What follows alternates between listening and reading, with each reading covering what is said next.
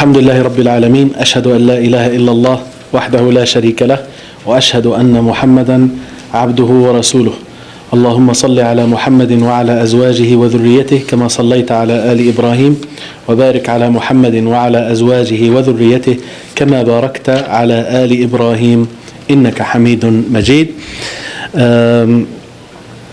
Today is the 17th of October 2015, matching the 3rd of Al-Muharram 1437 Hijrah. And last week we did some benefits from the Battle of Uhud. Before that we went through the Battle of Uhud and Hamra al-Asad, which was the next day after the Battle of Uhud. And last week we went through some different narrations pertaining to the Battle of Uhud. Mainly the most major part was Jabir ibn Abdullah ibn Amr ibn Haram and his father Abdullah ibn Amr ibn Haram radiyallahu anhum wa ardahum fil Jannah, and other companions radiyallahu anhum. Today we go after that Ba'th al-Raji'. He says this is the expedition of al-Raji'.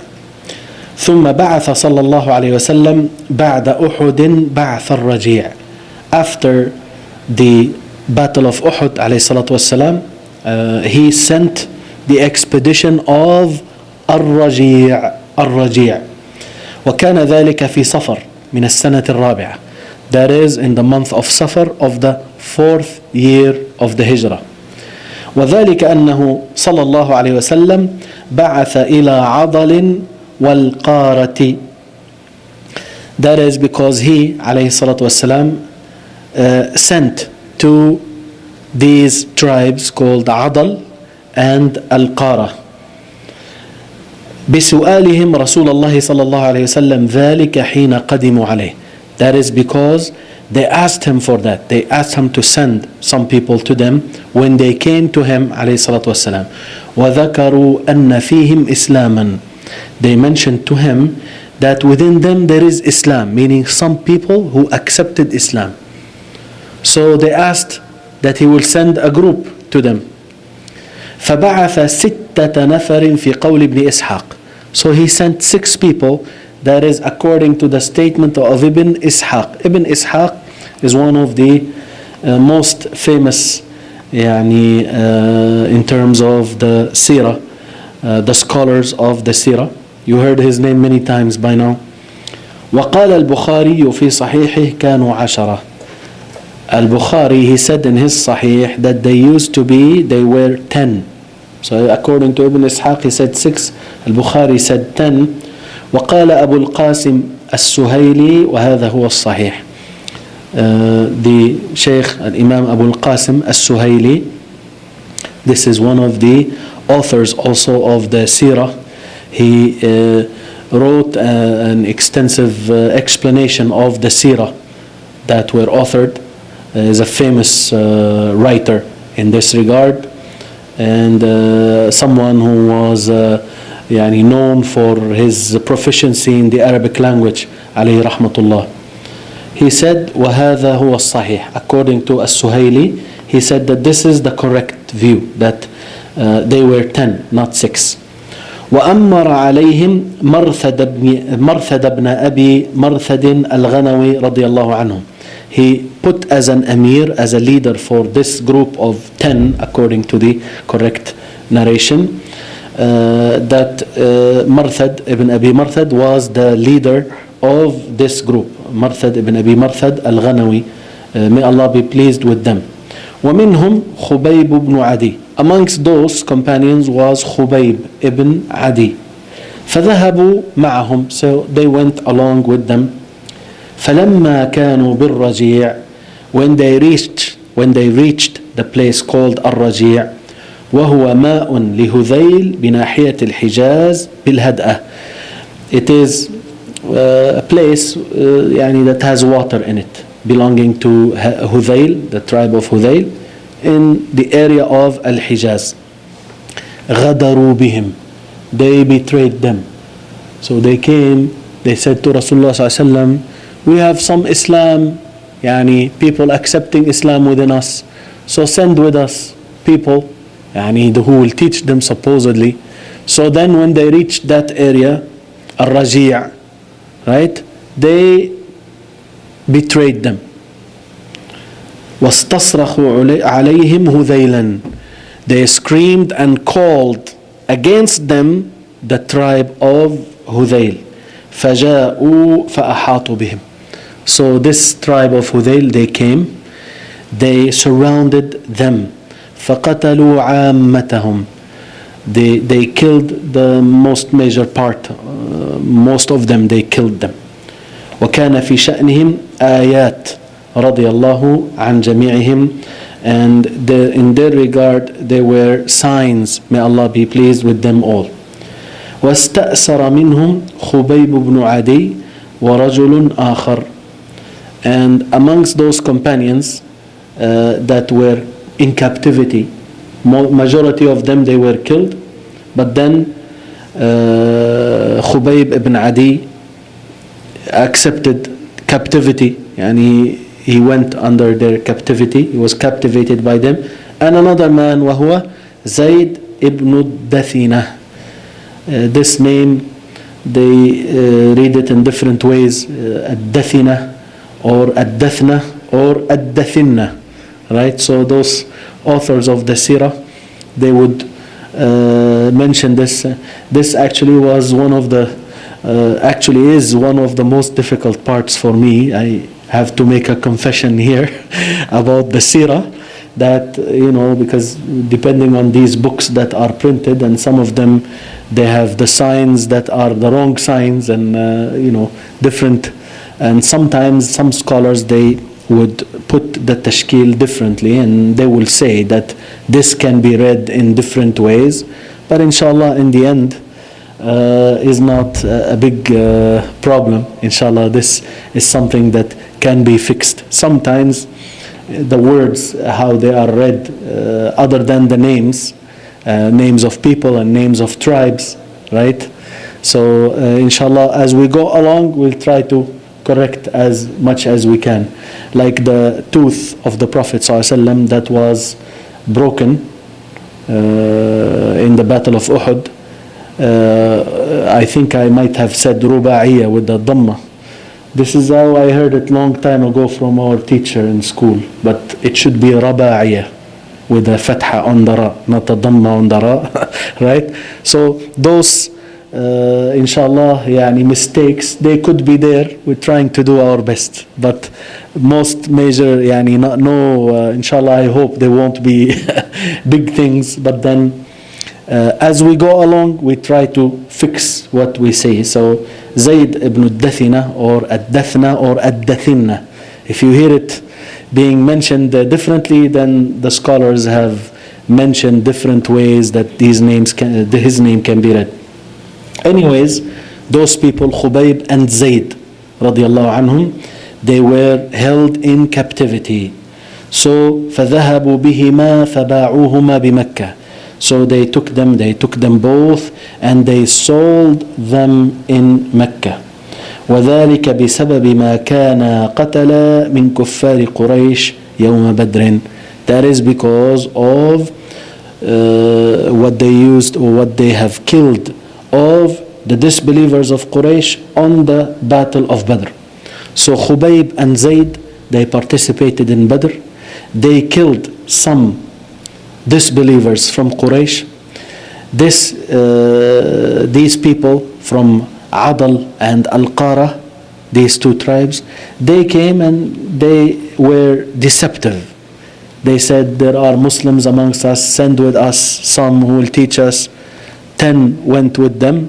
Then on the way, when they reached this place called Al-Raji', that's why it's called the expedition of Al-Raji', they betrayed them, they killed most of them, they captivated two, Khubayb and Zayd, then they sold them to the people of Mecca. فأما خبيب رضي الله عنه فمكث عندهم مسجونا. As for Khubayb, may Allah be pleased with him, then he stayed with them in prison, imprisoned. ثم أجمعوا لقتله. Then they decided that they agreed that they will kill him. فخرجوا به إلى التنعيم. So they took him out to التنعيم. Look at these disbelievers. They don't want to kill him in the haram, right? In the sacred place. So they went out to التنعيم. التنعيم is a well-known place. Nowadays they have a masjid in there that is called Masjid Aisha. This place is أقرب الحل, is the closest place that is outside of haram. That's why when Aisha radiallahu anha, in the farewell pilgrimage of Rasulullah sallallahu alaihi wasallam, she cried and she said that the people will go back home to Medina with the Hajj and Umrah, and I go only with the Hajj, right? That is because when they came, she had her menses, so she couldn't do a separate Umrah, right? She did actually one thing that works for both Hajj and Umrah, but then she cried and she said the rest, they did Hajj and Umrah, I go back with Hajj only. So Rasulullah sallallahu alaihi wasallam sent her with her brother Abdulmonem to At-Tan'im, which is the closest to the haram, where she could declare her Umrah from there and then go to perform Umrah. In order for you to perform Umrah, even if you are from the people of Mecca, you have to get out of the haram. You cannot declare ihram from the haram. You have to get out of the haram. Unlike Hajj. Hajj you can declare from the haram, but if you live within. But for Umrah you have to get out and declare your ihram outside of the haram, then come back. The closest is At-Tan'im. So they wanted to kill him, so they took him outside of the haram. So خرجوا به إلى التنعيم ليصلبوه. They wanted to crucify him. فاستأذنهم أن يصلي ركعتين. So he took their permission to pray 2 ركعات. فأذنوا له. So they allowed him. فصلاهما. So he prayed these 2 ركعات. ثم قال, then he said, والله لولا أن تقولوا أن ما بي جزع لزدت. By Allah, were it not for the fact that you may say that what is with me is like fear, being afraid, being terrified, right? Then I would have increased, and I would do more, or I will elongate the salah. They allowed him 2 rak'at. So he said, I don't want you to think that I am afraid. That's why I just suffice myself with this. Otherwise, I would have increased them or elongated them. ثم قال, then he said, 2 lines of poetry. ولست أبالي حين أقتل مسلما. I do not care when I get killed as a Muslim. على أي جنب كان لله مصرعي. On which side my death was for the sake of Allah. I die this way, I die that way. If I die as Muslim, I don't care on which side. وذلك في ذات الإله وإن يشأ يبارك على أوصال شلو ممزع. And that is purely for the sake of Allah. And if He wishes, He will bless the bits and pieces, the parts of flesh that is completely cut up and severed. وقد قال له أبو سفيان. Surely Abu Sufyan said to him, then he was, radiallahu anhu, he was not a Muslim then. He said to him, أيسرك أن محمدا عندنا تضرب عنقه وأنك في أهلك? Would you be happy that Muhammad would be with us here, his head, his neck is cut off, and that you are within your family? Yani, would this please you, that instead of you being here going through what you're going, instead you are enjoying with your family, and Muhammad sallallahu alaihi wasallam is here and his neck is being chopped? فقال, then he said, والله ما يسرني أني في أهلي وأن محمدا في مكانه الذي هو فيه تصيبه شوكة تؤذيه. He said, by Allah, I cannot be happy if I am with my family, within my family, and that Muhammad sallallahu alaihi wasallam in his place that he is in, and he not here being killed, in his place where he is, that he will be hit, that he will be pricked by a thorn that will harm him. Right? So he says, you're telling me, would you like that if he is here instead and you are within your family? He said, I wouldn't like that I am in my family actually and Muhammad sallallahu alaihi wasallam is being hit with a thorn. Yani, what are you talking about? Right? Yani, there is no, and he would save the Prophet ﷺ with everything. Even Muhammad ﷺ in his place, he doesn't want him to be hurt with even a thorn, pricked with a thorn. In replacement of him being right within his family. ثم وكلوا به من يحرسه. Then they put someone in charge of him to guard him. They crucified him and they put someone as a guard. فجاء عمرو بن أمية فاحتمله بخدعة ليلى فذهب به فدفنه. So it says that Amr ibn Umayyah, he came, one of the companions, he will come inshallah in the next section. Amr ibn Umayyah, he carried him by a trick that he made at night time. So he took his body and he went and buried him. Now this there is weakness in this story here at the end, the end of it, that he tricked them and he took the body and buried it. Another narration, this is not that strong. There is another narration that is also not strong. It says that after he took him down off of the cross, he could not find his body. He looked for it and he couldn't find it. It is mentioned in the books of Seerah, but we cannot judge the chain to be authentic, right? But then they mention that. Those things, they may happen. Allah knows best. But then this is part of what is mentioned in the books of Seerah. But the story, the origin of it, inshallah, is authentic, and part of it is in Bukhari. Part of it is in Sahih al-Bukhari. So that is the case, although might not be with the full chain, but then it is in there. And I think we went through this narration. What is the dua that was made? Who remembers the dua? Who remembers the dua? From those who attend the Jumu'ah here.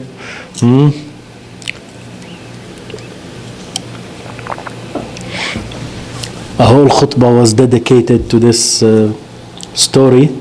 Allahumma ahsihim adada waqtulhum badada wala tughadir minhum ahada. Oh Allah, count and list them in number and kill them all. Do not leave any piece. Sever them and cut them up, or in totality, and do not leave any one of them. Right? So this is the case at the end. That was one of the du'as that he made, alayhi الرضوان رضي الله عنه. وأما زيد بن الدثنة رضي الله عنه. As for the other one, that was Khubayb. Right? That was Khubayb. One of the things that are mentioned in the story, that while he was in captivity, he would have from the fruits that the people of Mecca didn't have. as an honor from Allah subhanahu wa ta'ala. And part of the story is that it says that he asked for a knife so that he could cut the hair, the extra hair that it should be shaven. He asked for a knife. So the woman gave him a knife and he used it. But then one of the kids, a little boy, he came running and he came to Khubayb. And then Khubayb, played with him, and then he sat in his lap. The woman came and she saw the little boy, sitting in his lap with the knife in his hand. What do you think he will do? Right? So she got scared. He said, "You fear for him? I wouldn't have done that." Right? Unlike some claimants of jihad or some butchers, wearing the clothes of, jihad, might be doing or might be, thinking of doing. So he said, "I wouldn't have done that." Right? That's part of the story that is mentioned in the books of Seerah. As for Zayd ibn al-Dathina, radiallahu anhu, may Allah be pleased with him, the second man, then Safwan ibn Umayyah, he bought him and he killed him to take revenge of his father, to take revenge for his father. And also in the books of Seerah they mention some honors that happened to him radiallahu anhu.